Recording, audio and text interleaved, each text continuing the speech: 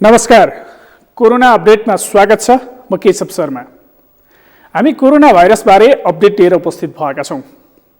चीनको वुहानबाट सुरु भएको नोभल कोरोना भाइरस कोभिड-19 विश्व महामारीको रूप लिएपछि विश्वभरका स्वास्थ्यकर्मीले यसलाई चासोका साथ हेरेका छन्। साथै यसको रोकथामका लागि समेत काम भइरहेको छ। तर कोरोनाको सङ्क्रमण भने नियन्त्रणमा आउन सकेको छैन। दिनानुदिन यस सङ्क्रमणका कारण मृत्यु हुने मानिसको सङ्ख्या बढिरहेको छ। सोमबार यो सामग्री तयार पार्दासम्म कोरोना भाइरसबाट मृत्यु हुनेको सङ्ख्या करिब 1,14,600 भन्दा बढिरहेको छ भने सङ्क्रमितको सङ्ख्या 18,58,000 भन्दा बढी छ। कोरोना सङ्क्रमणबाट 4,29,000 भन्दा बढी मानिस मुक्त पनि भएका छन्। नेपालमा समेत सङ्क्रमितको सङ्ख्या 14 पुगेको छ। स्वास्थ्य मन्त्रालयले नियमित गर्दै आएको पत्रकार सम्मेलन मार्फत यस्तो जानकारी दिएको हो। कार्यक्रमको सुरुवातमा स्वास्थ्य मन्त्रालयका प्रवक्ताको यो भनाइ। यो आजको अपडेट म प्रयोगशाला परीक्षणबाट सुरु गर्न चाहन्छु। हाम्रो टोटल जम्मा प्रयोगशाला परीक्षण आजसम्म 5,691 भएको छ, जसमध्ये गत 24 घण्टामा नयाँ 519 वटा छ। तीमध्ये राष्ट्रिय जनस्वास्थ्य प्रयोगशालामा 4,432 र नयाँ 411। त्यसै गरी जनस्वास्थ्य प्रयोगशाला बाहिर 1,259, जसमध्ये नयाँ 108 वटा छन्। त्यसै गरी कोभिड-19 को आरटिडी परीक्षणको पछिल्लो अवस्थाबारे जानकारी गराउन चाहन्छु। हाम्रो हरेक प्रदेशमा हामीले 5,000 को दरले आरटिडीहरू उपलब्ध गराएसँगै धेरैजसो जिल्लाहरूमा सुरु भइसकेको छ। आजसम्म हामीलाई प्राप्त जानकारी अनुसार 52 जिल्लाहरूमा आरटिडीबाट परीक्षण गर्ने कार्य सुरु भइसकेको छ र जम्मा अहिलेसम्मको परीक्षण 5,291 वटा छ। यसरी यो ऱ्यापिड किटबाट र पीसीआर प्रवृत्तिबाट दुवैबाट गरेर जम्मा 10,982 वटा अहिलेसम्म परीक्षण भइसकेको अवस्था छ। क्वारेन्टाइनमा रहेका व्यक्तिहरू हालसम्म आजको दिनमा 7,166 हुनुहुन्छ। यो चाहिँ आजको दिनको अपडेट हो।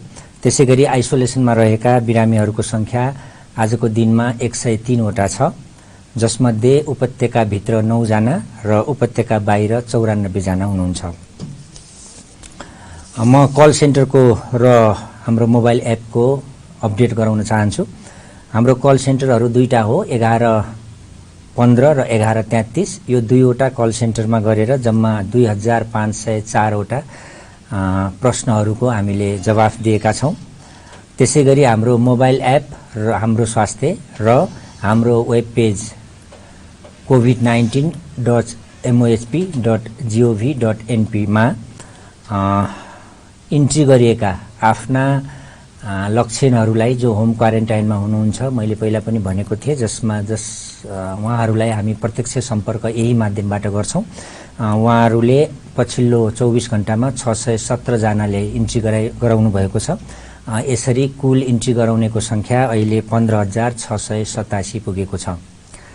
त्यसै गरी रेड जोनमा रहेका पछिल्लो अपडेट 24 घण्टाको 13 जना थपिनु भएको छ। यसरी जम्मा 219 जना अहिलेसम्म रेड जोनमा हुनुहुन्छ।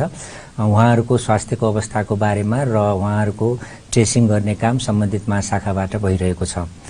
हाम्रो एप्लिकेसन डाउनलोड गर्ने सङ्ख्या दिन प्रतिदिन बढिरहेको छ। अहिले 41,270 पुगिसकेको छ भने वेबसाइट हेर्नेको सङ्ख्या 4 लाख नागेको छ। आजका केही मुख्य क्रियाकलापहरूको बारेमा अपडेट गराउन चाहन्छु। हामीले यो कोभिड-19 महामारीको सन्दर्भमा कोभिडका सम्भावित सङ्क्रमित र सङ्क्रमितहरूको उपचार र अन्य नन कोभिड बिरामीहरूको उपचारमा दुविधा आएको भनेर हामीले एउटा निर्देशिका पनि बनाएका छौँ। त्यो निर्देशिका हामीले स्वीकृत गरेर जारी गरिसकेको छ। यसले गर्दाखेरि कुन अस्पतालले कुन किसिमको सेवा दिने र कोभिडको बिरामीलाई कसरी सेवा दिने र नन कोभिडको बिरामीलाई कसरी सेवा दिने भनेर त्यसमा क्लियरली मेन्सन गरेका छौँ। त्यसै गरी हाम्रो चाहिँ हिजो पोजिटिभ देखिएका केसहरूको कन्ट्याक्ट ट्रेसिङ भइरहेको छ। त्यसमा मैले के अपडेट गराउन चाहन्छु, पर्सा जिल्लामा रहेका विभिन्न मस्जिदहरूमा रहेका 28 जना व्यक्तिहरूलाई क्लोज कन्ट्याक्टमा रहेका जुन हिजो पोजिटिभ देखिएका केसहरूको उहाँहरूको चाहिँ परीक्षण सम्पन्न भएको छ। त्यसै गरी केहीको परीक्षण भइरहेको अवस्था छ। त्यसै गरी पर्सा जिल्लाको छपकैया टोलका 59 जनाको ऱ्यापिड किटबाट टेस्ट भएको छ। हाल त्यो नतिजा सबैको नेगेटिभ आएको छ। त्यसै गरी जिल्ला स्वास्थ्य कार्यालय पर्साबाट जिल्लाका 14 दिनभन्दा बढी क्वारेन्टाइनमा रहेका व्यक्तिहरूको यो ऱ्यापिड किटबाट टेस्ट गर्ने प्रक्रिया सुरु भइसकेको छ। हाम्रो पछिल्लो अपडेटमा आज गरिएको राष्ट्रिय जनस्वास्थ्य प्रयोगशालामा गरिएको परीक्षणमा 2वटा केस पोजिटिभ आएको छ। एउटा कैलाली जिल्लाको लम्कीचुवा नगरपालिकाको क्वारेन्टाइनमा रहेकी 65 वर्षीय महिलाको नमुना परीक्षण गर्दा हाम्रो राष्ट्रिय जनस्वास्थ्य प्रयोगशालामा पोजिटिभ आएको हो। उक्त केसको केस इन्भेस्टिगेसन र कन्ट्याक्ट ट्रेसिङ गर्ने काम सुरु भइसकेको छ। त्यसै गरी रौतहट जिल्लाको क्वारेन्टाइनमा रहेका 19 वर्षीय एकजना पुरुषको पनि राष्ट्रिय जनस्वास्थ्य प्रयोगशालामा गरिएको परीक्षणमा नतिजा पोजिटिभ आएको छ। उहाँलाई अहिले क्वारेन्टाइनबाट अस्पताल लग्ने प्रक्रिया सुरु भएको छ। यसरी हालसम्म सङ्क्रमितको सङ्ख्या 14 पुगेको छ,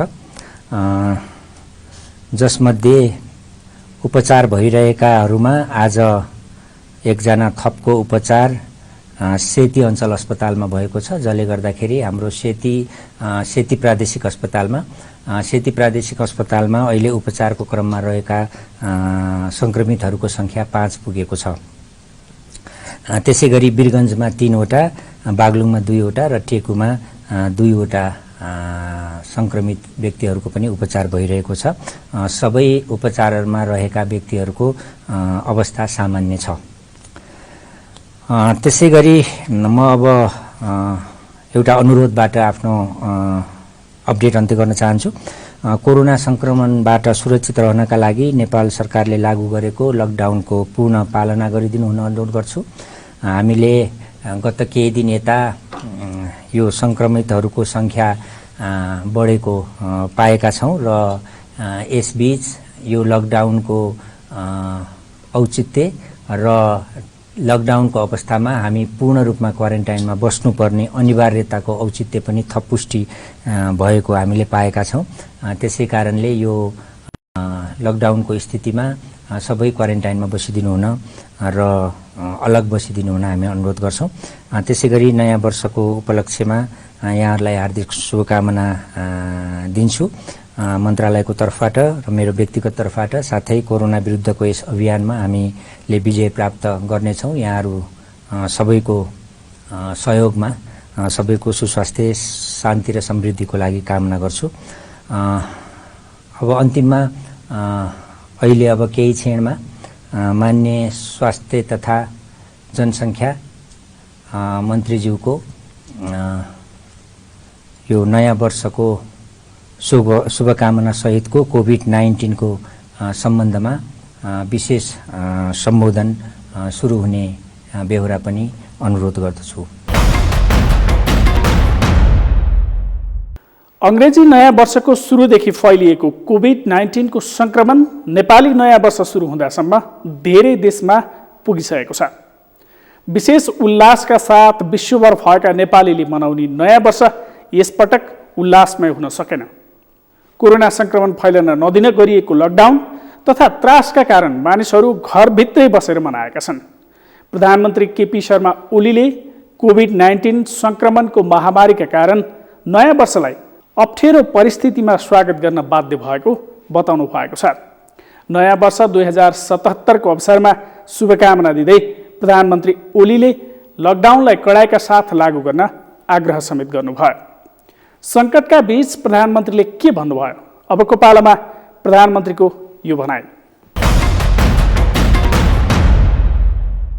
आदरणीय दिदीबहिनी तथा दाजुभाइहरू, सर्वप्रथम म यहाँहरू सबैलाई नयाँ वर्ष विक्रम सम्वत 2077 को हार्दिक शुभकामना व्यक्त गर्दछु।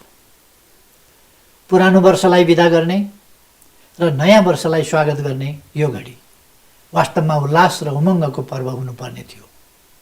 समीक्षा र नयाँ सङ्कल्पको अवसर हुनुपर्ने थियो।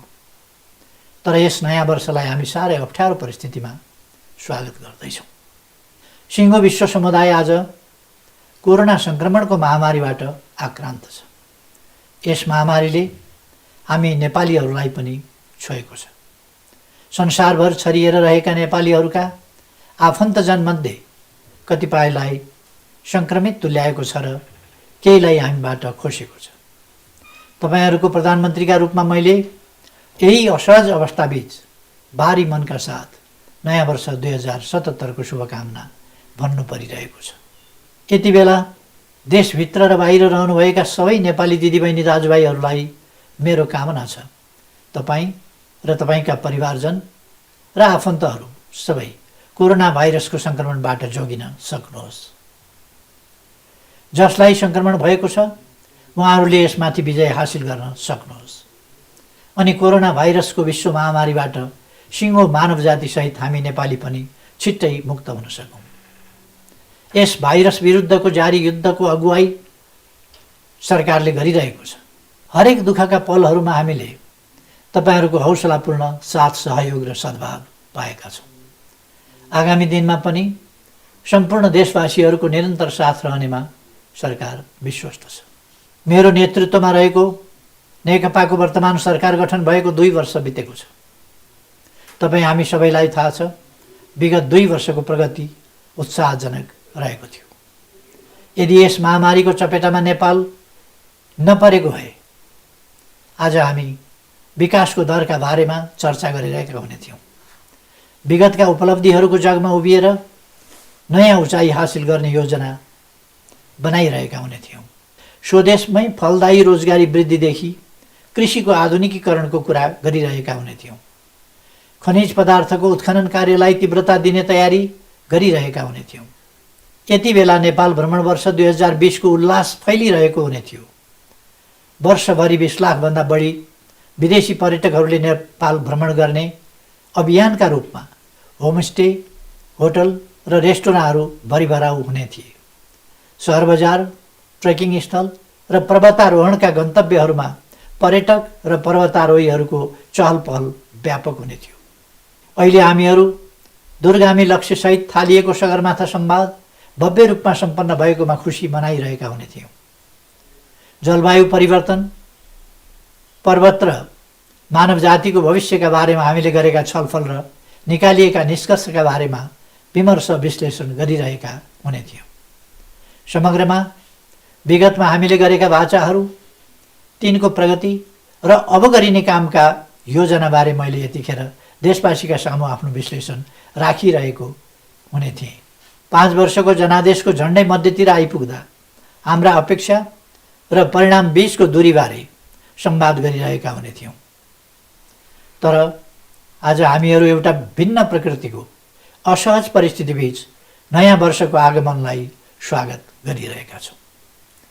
यस असहज परिस्थितिको शीघ्र अन्त्यको अपेक्षासहित म सम्पूर्ण नेपाली दिदीबहिनी तथा दाजुभाइहरूमा नयाँ वर्ष 2077 शुभ रहोस् भन्ने पुनः हार्दिक कामना गर्दछु। कोरोना भाइरस महामारीका कारण अहिले हामी भयावह अवस्थाबाट गुज्रिरहेका छौँ। मेरो पछिल्लो पटकको सम्बोधनदेखि यताको 5 दिनको यस अवधिमा थप 35,000 मानिसले ज्यान गुमाइसकेका छन्। मानिसको जीवन रक्षाका लागि सिङ्गो विश्व अहिले लकडाउनमा छ। हाम्रा सम्पूर्ण गतिविधिहरू लकडाउनमा छन्। कतिपय परिवारका सदस्यहरू आफन्तबाट टाढा लकडाउनमा छन्। सङ्क्रमणबाट जोगिन सामाजिक दूरी कायम राख्नका लागि एकै ठाउँमा रहेर पनि कतिपय हामीहरू पारस्परिक दूरीमा छौँ। निसन्देह दुःखको यस घडीमा हामी भित्रको मानवीय भावनाले हामीलाई अझ दह्रो गरी जोडिरहेको छ। सिङ्गो नेपाली समुदाय राष्ट्रिय एकताको भावनात्मक एकतामा अझ घनिष्ठ रूपमा आबद्ध भएको छ। तर भौतिक रूपले भन्ने हो भने हाम्रो सामाजिक सम्बन्ध जोड्ने धागो टुटेको छ। सिङ्गो विश्वको अर्थव्यवस्थालाई गतिशील बनाइराख्ने उत्पादन प्रणालीको कडी टुटेको छ। अन्योल भएको कहाली लाग्दो अवस्थाबाट अहिलेको समय गुज्रिरहेको छ। दिदीबहिनी तथा दाजुभाइहरू, म अहिले 5 वर्ष अघिको त्यो कोलाहलपूर्ण अवस्था पनि सम्झिरहेको छु। त्यतिखेर विनाशकारी भूकम्पका कारण हाम्रा धेरै घरहरू ध्वस्त भएका थिए। आफू उभिएको भुइँ घरिघरि नाचिरहेको अवस्था थियो। अस्पतालहरू घाइतेबाट भरिभराउ थिए। कति उद्धारको अपेक्षामा चिच्याइरहेका थिए, कोही आफन्तको वियोगमा भावविह्वल थिए। न बस्ने ठाउँ छ, न सञ्चित गरिएका खानेकुरा बाँकी रहेको छ। घरबाट मानिस एकाएक सडकमा फ्याँकिएका थिए। त्यति बेलाको अत्यास लाग्दो अवस्थालाई हामीले एक भएर सामना गऱ्यौँ। धैर्यता र साहसका साथ उभियौँ, अघि बढ्ने प्रयास गऱ्यौँ। हजारौँ भौतिक संरचना भत्किए पनि हामीले मनोबल भत्किन दिएनौँ। सङ्कटका काला बादलहरू हटेर सूर्यको उज्यालो छरिने विश्वासलाई टुट्न दिएनौँ। त्यसपछि आएका सबै अप्ठ्याराहरूलाई एक भएर एक एक गरी छिमल्दै गयौँ। प्राकृतिक विपत्तिका कारण नेपालीहरू भौतिक सम्पत्तिका हिसाबले कमजोर भए होलान्, तर मानसिक रूपमा दरिद्र चाहिँ छैनन् भन्ने परिचय हामीले साहसका साथ दियौँ। हामीहरूको यो साहस र धैर्यलाई धेरैले प्रशंसा गरे। हामीलाई धुलो टकटकाएर उठ्न हात दिए। हामी नेपालीले परेको बेलामा प्रदर्शित गरेको एकता र अनुशासनले नै भत्किएको धरहरा फेरि ठडिन लागे जस्तै शिर ठाडो पार्ने स्थानमा आइपुगेको स्मरण गर्न म सबैलाई हार्दिक आग्रह गर्दछु। तर अहिले हामी त्यस समयभन्दा भिन्न एक अदृश्य शत्रु विरुद्ध युद्ध लडिरहेका छौँ। यस्तो शत्रु जसलाई रोकथाम गर्ने खोप या निको पार्ने औषधि अझै आविष्कार भएको छैन। यस्तो शत्रु जसले हामी जस्ता विकासोन्मुख मुलुकलाई मात्रै होइन, विकसित र बलियो स्वास्थ्य संरचना भएका मुलुकहरूलाई पनि हायल कायल पारिरहेको छ। हामीले यो युद्ध जित्नका लागि त्यस बेलाको भन्दा भिन्न युद्धका नियमहरू पालना गर्नु आवश्यक छ। यस युद्धमा दूरीमा शक्ति छ, दूरीबाट नै हाम्रो एकता प्रदर्शित हुन्छ भन्ने जस्तो नियमको पालना गर्नुपर्ने अनौठो अवस्था आएको छ। एक्लै एक्लै उभिँदै सामाजिक दूरी कायम राखेर अदृश्य शत्रु कोरोना भाइरसलाई छल्नुपर्छ भन्नेमा हामी सचेत हुनुपर्दछ। अहिले जो जहाँ छ त्यहीँ रहने, स्वास्थ्यकर्मीहरूले दिएका सुझाव र सरकारले जारी गरेका निर्देशनहरूको पालना गर्दै स्व अनुशासनमा रहने र कोरोना भाइरसको चक्र समाप्त हुने अवधिसम्म धैर्यताका साथ पर्खिने नीति अपनाउनु अपरिहार्य छ। हरेक अप्ठ्यारोमा मानिस स्वभावैले अत्तालिन्छ। यस्तो समयमा मनलाई नियन्त्रणमा राख्नुपर्छ भन्ने म ठान्दछु। यो काम भने जस्तै सजिलो पक्कै छैन, तर परेपछि मानिसले त्यसलाई सामना गर्न सक्छ भन्ने मेरो आफ्नै भोगाइले बताउँछ। आदरणीय दिदीबहिनी तथा दाजुभाइहरू, भनिन्छ अनिकालमा घरभित्रका भाँडाहरू बज्न थाल्छन्, तर त्यसलाई रडाको मचिएको ठान्नु भुल हुन्छ। मन आत्तिएको भत्किएको बेला गर्नेले गरेन कि भन्ने आशंका मनमा पैदा हुन सक्छ। गरेको पुगेन कि भन्ने लाग्न सक्छ। अझ छिटो, अझ राम्रो र तत्काल परिणाम आउने गरी काम गरिदियो हुन्थ्यो भन्ने लाग्न सक्छ। तर अन्यल र भ्रममा पर्ने या विचलित हुने होइन, मन बलियो बनाउनु आवश्यक छ। विश्वका विभिन्न मुलुकहरूमा कोरोना भाइरसबाट सङ्क्रमित हुनेको सङ्ख्या र यसको अनुपात फरक फरक छ। हाम्रो देशमा सङ्क्रमितको सङ्ख्या प्रति 10 लाखमा 0.3 मात्रै छ। अहिलेसम्म सङ्क्रमितको अवस्था सामान्य रहनु र कसैको पनि मृत्यु नहुनुलाई हाम्रा प्रयासको सफलताको रूपमा लिन सकिन्छ। प्रधानमन्त्री केपी शर्मा ओलीको यो भनाइपछि कार्यक्रममा एकैछिन विश्राम।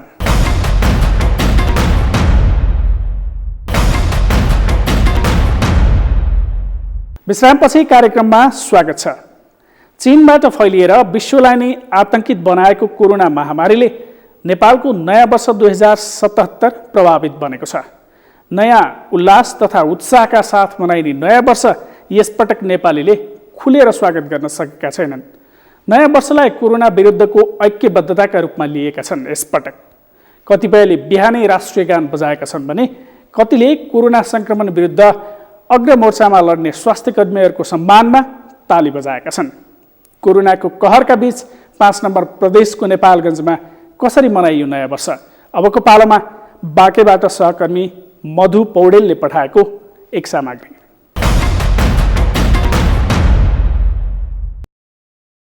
चीनको वुहानमा सुरु भएर विश्वलाई नै आतंकित बनाइरहेको कोरोना भाइरसले नेपालीहरूको नयाँ वर्षलाई खल्लो बनाइदिएको छ। नयाँ वर्षमा अधिकांश नेपाली घर बाहिर निस्कन पाएका छैनन्। यस्तो अवस्थामा नयाँ वर्षलाई स्वागत गर्नु परेको छ। जति बेला कोरोना संक्रमण फैलेला भनेर परिवारका सदस्यहरू समेत भेला हुन डराउनु परेको छ। लकडाउनका कारण मध्य र पश्चिम क्षेत्रको प्रमुख व्यापारिक केन्द्र नेपालगञ्जका व्यवसाय तथा सर्वसाधारणहरूमा नयाँ वर्षले कुनै रौनक ल्याएको छैन। नयाँ वर्षमा बेहुली झैं सिंगारिने बजार यसपटक नयाँ वर्षमा थाहा नपाए झैं बनेको छ। शहरका भित्री तथा बाहिरी क्षेत्रहरू सबै सुनसान छन्। विगतका नयाँ वर्षमा शहरमा भेला हुने ठाउँमा आएर उमङ्ग साट्ने स्थानीय यसपटक घरमै बसेर मनाउने तयारीमा छन्। पहिला जस्तो कन्डिसन पनि छैन होइन। अहिले अब पहिला रमाइलो गरिन्थ्यो, गाउँघरतिर गइन्थ्यो होइन, मन बस्दै गइन्थ्यो। अब अहिलेको नेपाल सरकारलाई पनि हामीले उहाँले जस्तो सिचुएसन राख्नुपर्छ, हामीले त्यसलाई घरै बसेर पालना गरिदिनु पर्ने हुन्छ। यति बेला अब घरै बस्ने, बाहिर ननिस्किने, चाहिएको कन्डिसनमा मात्रै बाहिर निस्किदिने, सबैजना मिलेर गऱ्यो भने मात्रै यो सक्सेस हुन्छ होइन। कोही कसैले मात्रै गरेर सक्सेस हुने होइन। यो विश्वभर देखिएको कोभिड-19 को संक्रमण नेपालमा देखिएपछि गत चैत 11 गतेदेखि नै देश लकडाउनमा छ। त्यसैले स्थानीयले नयाँ वर्ष 2077 को पहिलो दिनका लागि खास योजना समेत बनाएका छैनन्। नयाँ वर्षमा रमाउने भन्दा यसपटक बाँच्ने कुरा प्राथमिक भएको भन्दै बाँच्न पाए अर्को वर्ष नयाँ वर्ष राम्रोसँग मनाउन सकिने बताउँछन्। मान्छेले यहाँ बाँच्ने गाह्रो छ, नयाँ वर्ष त्यतिकै हो सर। अहिले त अब सेवा मात्रै गर्ने सबैको, त्यतिकै जान्छ। भगवानले सबलाई बचाइराखुन्, त्यही हो। नयाँ वर्षमा प्रशस्त मात्रामा व्यापार हुने नेपालगञ्ज शहरमा कुनै प्रकारको रौनकता नै छैन। व्यवसायीहरू अहिले व्यवसाय नभएको हुँदा निकै निराश देखिन्छन्। उनीहरूलाई नयाँ वर्ष भन्दा आफ्नो व्यवसायमा लकडाउन पछि कसरी सुधार गर्ने भन्नेमा चिन्ता रहेको छ। उनीहरू नयाँ वर्ष भनेको व्यापारीहरूको व्यवसाय गर्ने समय भए तापनि लकडाउनका कारण केही गर्न नसकिने व्यवसायीहरू बताउँछन्। अहिलेको चाहिँ नयाँ वर्ष वास्तवमा यतिखेर त सिजन हो व्यवसायहरूको लागि, चाहे त्यो होटल व्यवसाय हुन्, रेस्टुरेन्ट व्यवसाय छ, किराना व्यवसाय छ, कपडा व्यवसाय, सबैको लागि एकदम सिजन पनि हो। अब नयाँ वर्ष हामीले अब फेसबुकमै लकडाउन भएको कारणले फेसबुकमै चाहिँ शुभकामना आदान प्रदान गर्ने त्यो भइरहेछ। अरू त खासै नयाँ वर्षको उत्साह केही पनि छैन, किनभने जब व्यापार हुन्छ, पैसा हुन्छ, जनतासँग पैसा हुन्छ, सरकारसँग पैसा हुन्छ, अनि औद्योगिक व्यवसायसँग व्यापार हुन्छ भने नयाँ वर्ष हर्षोल्लास मनाइन्छ। विश्वभर कोरोना भाइरसले ज्यान गुमाउनेको संख्या 1 लाख नाघिसकेको छ। संक्रमितहरूको संख्या 18.5 लाख नाघिसकेको छ भने विश्वकै अधिकांश मानिस कोरोनाको त्रासमा छन्। यही कोरोना त्रासमै नेपालीहरूको नयाँ वर्ष 2077 सुरु भएको छ। आशा गरौं लकडाउनले नेपालमा कोरोना फैलन नदिन महत्त्वपूर्ण भूमिका खेल्नेछ र त्रासमा सुरु भएको नयाँ वर्ष केही समयमै उल्लासमय बन्नेछ। सबैलाई सचेत भएर कोरोनाबाट सुरक्षित हुन आह्वानसहित नयाँ वर्ष 2077 को मङ्गलमय शुभकामना। सगरमाथा टेलिभिजनका लागि बाँकेबाट मधु पौडेलको रिपोर्ट। नेपालमा पनि कोरोना संक्रमित भेटिएपछि चैत 11 गतेबाट लकडाउन गरिएको छ। देशभित्र मात्र होइन, अन्य देशहरूसँगको हवाई उडान समेत रोकिएको छ। लकडाउनलाई सर्वसाधारणले कसरी लिएका छन्? लकडाउनको पालना कतिको हुँदैछ? पर्यटकीय सहर कास्कीको पोखरामा लकडाउनको प्रभाव कस्तो परेको छ? कास्कीबाट सहकर्मी तुलसीराम सुवेदीले पठाएको एक सामग्री। कास्कीको क्रिस्ती नाच्ने चौर र आसपासका बासिन्दाहरू भने बिना गस्ती लकडाउनको पालना गरिरहेका छन्। क्रिस्ती नाच्ने चौरका बासिन्दा आफ्नो घर र आफ्नो कामभन्दा अन्यत्र जाने गरेका छैनन्। गाईबस्तु चराउने, घाँस दाउरा गर्ने, खेतीबारीमा काम गर्ने दैनिकी चलिरहे पनि गाउँमा कोही नयाँ मानिस आएमा सबै संयमित हुने गरेका छन्। दैनिक रेडियो तथा टेलिभिजनहरूमा प्रसारण भएका समाचारमा चासो दिने स्थानीयहरू देश लकडाउन भएपछि बाहिरी सम्पर्कमा गएका छैनन्। प्राय जसो बुढाबुढी मात्र रहेको गाउँमा धेरै जसो समय घरमै बिताउने गरेका छन्। यसरी लकडाउन पालना गरे पनि रासन पानी र पशु पंक्षीका आहारहरू भने महँगोमा खरिद गर्नु परेको स्थानीयको गुनासो छ। कतै गइएको छैन, डुलिएको छैन। अब रेडियोले, अब सञ्चारका माध्यमहरूले प्रचार प्रसार गरे अनुसार आफ्नो घरै बस्ने, कतै नजाने भन्ने त्यस्तै सुनिएको छ के हजुर। रासन पानी अब पाइयो छैन। अब चोकर खोज्दाखेरि अब 60 रुपियाँ 70 रुपियाँ किलो भन्छन्। अब त्यस्तै छ के हजुर। कास्कीको क्रिस्ती नाच्ने चौरका जस्तै स्याङ्जाको टक्सारका लीलाधर सुवेदी सरकार बाउ र जनता छोराछोरी भएको बताउँछन्। उनले नेपाल सरकारले आफ्ना छोराछोरीको सुरक्षाका लागि लकडाउन गरेको हुँदा जस्तो सुकै कष्ट सहन परे पनि तयार रहने बताएका छन्। कोरोना नेपालमा भित्रन नदिन सबै नेपाली सचेत हुनुपर्ने र परिस्थितिगत असहजतालाई सहनुपर्ने उनको भनाइ छ। असुविधा त असुविधै हुने भयो। अब सरकार भनेको बाउ, जनता भनेका छोरछोरी भयो। बाउले छोरछोरीलाई राम्रै गरौँ भन्ने हुन्छ। कोही छोरछोरी कस्ता होलान्, कोही कस्ता होलान् होइन। त्यसो भन्नु पऱ्यो के अरे, यहाँ अब सरकारले हो जे गर्नुपर्ने। हामी त सरकारले गरेको नियम कानुन मान्नु पऱ्यो। यथावतै रहिरहेका छन् सबै। त्यो दुःख कष्ट जति काटे पनि यो रोग भन्नु पऱ्यो के अरे, निर्मूल हुनुपर्छ। स्याङ्जाकै पुतली बजार 6 नुवारका स्थानीय रामचन्द्र सुवेदीले गाउँ बस्तीका जनताले लकडाउनलाई सहजताका साथमा लिएर आफ्नो घरकै कामकाजमा जुटिरहेको बताए। अकालमा कोरोना भाइरसले मर्नुभन्दा लकडाउनमा कष्ट सहनु उचित भएको उनको भनाइ छ। खासै त्यस्तो समस्या होइन। गाउँमा सामान्य रूपमै जनजीवन चलिरहेछ। अब मान्छेहरू बाहिरबाट आउने मान्छेहरू पनि आइरहेका छैनन्। गाउँमै बसिरहेका छन्। घर बाहिर पनि निस्किएको छैन, भित्र पनि बारीमा खेतमा गइरहेका छन्। मान्छेहरू काम गरिरहेका छन्, मेलापात गरिरहेका छन्। अहिले गाउँको अवस्था ठिकै छ। सरकारले गरेको लकडाउनलाई सपोर्ट गरिरहेका छन् र यो लकडाउन हुनु नै पर्छ भन्ने कुरामा सबै समर्थन छन्। स्थानीय बासिन्दाहरूले एक अर्कोकोमा जाने आउने काम पनि बन्द गरेका छन्। घरगोठको धन्दा, खेतीपाती, घाँस दाउरा, गाई बाख्रा हेर्ने काम चलिरहे पनि बाहिरी व्यक्तिको सम्पर्कमा नगएकाले आफूहरू सुरक्षित रहेको उनीहरूको बुझाइ छ। गाउँ बस्तीका सर्वसाधारणहरूले आफ्नै घरमा बसेर आफैलाई लकडाउनमा राखेर सुरक्षित बनिरहेको उदाहरण अन्यत्र पनि सिक्न आवश्यक छ। यसरी सुरक्षित बसेका स्थानीयलाई पनि कोरोनाको त्रासले सताउन भने छाडेको छैन। सगरमाथा टेलिभिजनका लागि पोखराबाट तुलसीराम सुवेदीको रिपोर्ट। संक्रमण फैलन नदिन लकडाउन गरिएको भए पनि यसले श्रमिक वर्गलाई भने समस्या थपिएको छ। दैनिक ज्याला मजदुरी गर्ने मानिस सवारी साधन नचलेपछि लामो समय हिँडेरै थापथलो पुग्ने गरेका छन्। 2072 सालको विनाशकारी भूकम्पबाट भर्खरै तङ्ग्रिँदै गरेको दोलखाको सिङ्गटीमा कस्तो छ लकडाउनको प्रभाव? दोलखाबाट सहकर्मी कैलाश लामाले पठाएको एक सामग्री।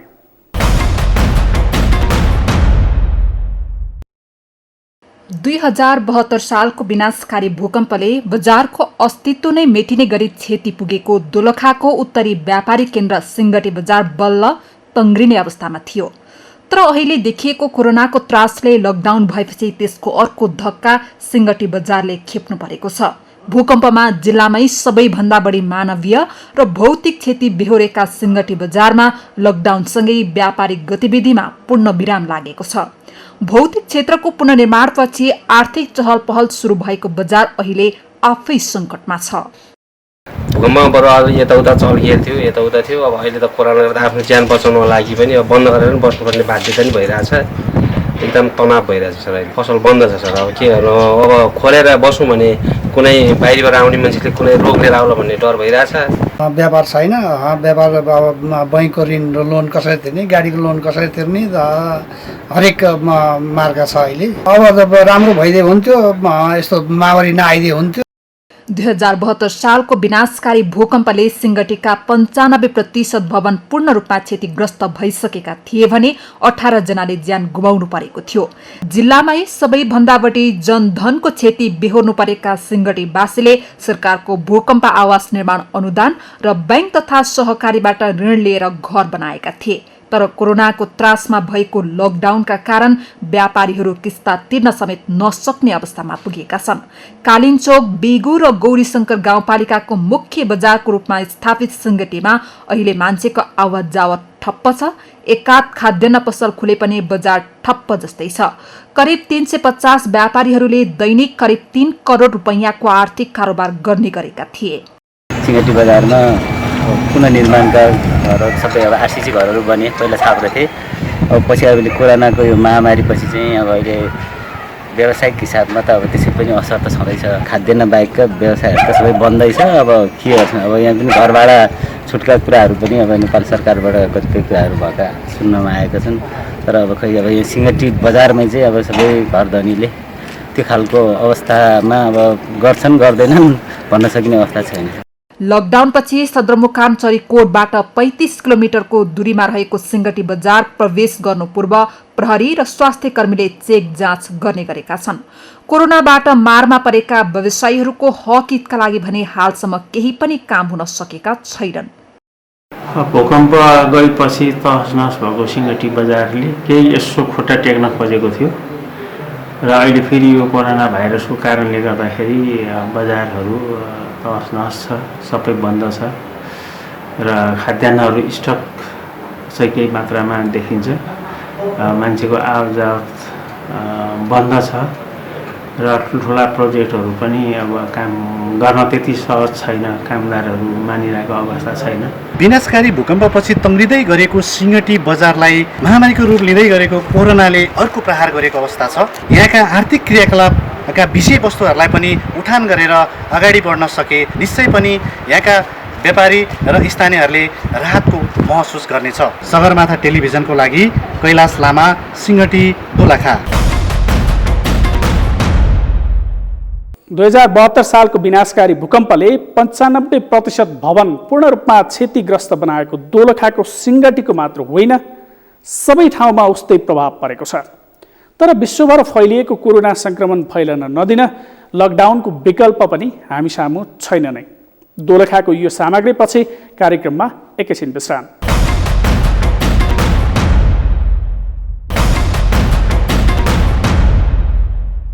विश्रामपछि कार्यक्रममा पुनः स्वागत छ। कोरोना संक्रमणले स्वास्थ्य सेवा राम्रो भनिएका देशहरूलाई समेत नराम्ररी प्रभाव पारेको छ। त्यसैले कुनै औषधि नभएको कोरोना संक्रमणबाट बच्न पूर्व सतर्कता अपनाउनु नै बुद्धिमानी हुन्छ। विश्वभरमा नै फैलिएको कोरोना संक्रमणको प्रभाव कहाँ कस्तो छ? सबैभन्दा कुन मुलुक बढी प्रभावित छन्? सार्क देशहरूको अवस्था कस्तो छ? एक रिपोर्ट। चीनको वुहानबाट गत डिसेम्बरमा सुरु भएको कोभिड-19ले यो समाचार तयार पार्दासम्म 18,58,000 भन्दा बढी मानिस संक्रमित भएका छन्। करिब 4.5 महिनाको अवधिमा यति धेरै मानिसलाई प्रभावित बनाएपछि विश्वभरका स्वास्थ्यकर्मीमा चिन्ता र चासो रहेको छ। संक्रमण रोक्न औषधि तथा खोप पत्ता लगाउन विश्वभरका स्वास्थ्यकर्मी जुटेका छन्, तर हालसम्म सफलता पाउन सकेका छैनन्। हालसम्म कोरोना संक्रमणका कारण विश्वभर 1,14,000 भन्दा बढी मानिसको मृत्यु भइसकेको छ। यद्यपि सोमबार यो समाचार तयार पार्दासम्म 4,29,000 भन्दा बढी मानिस संक्रमण मुक्त भएर घर फर्किएका छन्। विश्वका धेरै देशमा फैलिसकेको कोरोना संक्रमणबाट विश्वले कहिले पार पाउँछ यसै भन्न सकिने अवस्था छैन। संक्रमण चीनबाट सुरु भएको भए पनि अहिले सबैभन्दा बढी प्रभावित हुने देशहरू क्रमशः अमेरिका, स्पेन, इटली, फ्रान्स र जर्मनी रहेका छन्। सोमबार यो समाचार तयार पार्दासम्म अमेरिकामा 5,60,000 भन्दा धेरै मानिसमा संक्रमण देखिएको छ भने 22,000 भन्दा धेरै मानिसको मृत्यु भएको छ। यस्तै स्पेनमा 1,66,000 भन्दा धेरै संक्रमित रहेकोमा 17,200 भन्दा धेरै मानिसको मृत्यु भएको छ। यता इटलीमा 1,56,000 भन्दा बढी मानिसमा संक्रमण देखिएको छ भने 19,800 भन्दा बढीको मृत्यु भएको छ। फ्रान्समा 1,32,000 भन्दा धेरै मानिस संक्रमित रहेका छन् भने 14,300 भन्दा बढीको मृत्यु भएको छ। यसैगरी बेलायत, चीन, इरान, टर्की, बेल्जियम लगायतका देशमा समेत प्रभावितको संख्या धेरै रहेको छ। त्यसो त कोरोनाको प्रभाव एसियाली देशहरूमा समेत छ। एसियाली मुलुकमा चीन, इरान, टर्की, दक्षिण कोरिया लगायतका देश सबैभन्दा बढी संक्रमित भएका देशहरू हुन्। सार्क देशहरूमा भारतमा सबैभन्दा बढी संक्रमित देखिएका छन्। भारतमा 9,200 भन्दा बढी संक्रमित रहेका छन्। यस्तै श्रीलङ्कामा 200 भन्दा बढीमा संक्रमण देखिएको छ भने 7 जनाको मृत्यु भएको छ। यता 5,300 भन्दा बढी संक्रमित रहेको पाकिस्तानमा 90 भन्दा बढी मानिसको मृत्यु भएको छ। यस्तै बङ्गलादेशमा 800 भन्दा धेरै मानिस संक्रमित रहेकोमा 39 जनाको मृत्यु भएको छ। भुटानमा 5 संक्रमित देखिएका छन्। नेपालमा 14 जनामा संक्रमण देखिएकोमा 1 जना संक्रमण मुक्त भइसकेका छन् भने अन्यको उपचार भइरहेको छ। यो समाचार तयार पार्दासम्म संक्रमण नियन्त्रण उन्मुख रहेको चीनमा समेत थप 108 जनामा नयाँ संक्रमण देखिएको छ भने सोमबार 2 जनाको मृत्यु भएको छ।